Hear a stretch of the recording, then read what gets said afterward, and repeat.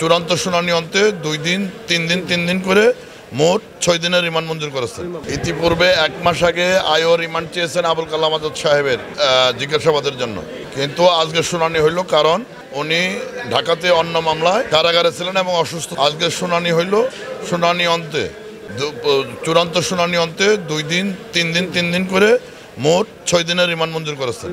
Remand মঞ্জুর করেছেন এই জন্য যে তার মিছিল থেকে, ওই সময় মিছিল থেকে তার হুকুমে গুলি করা হয়েছে, যা প্রকাশ্যে টিভি এবং পত্রিকা এসেছে, এবং একজন সন্ত্রাসী যে ফারহান এবং সানু তাদের হাতে অস্ত্র দেখা গেছে, তারা পলাতক আছে, তাদেরকেও গ্রেফতার করা হবে এবং এইভাবেই আইনের আওতায় আনা হবে।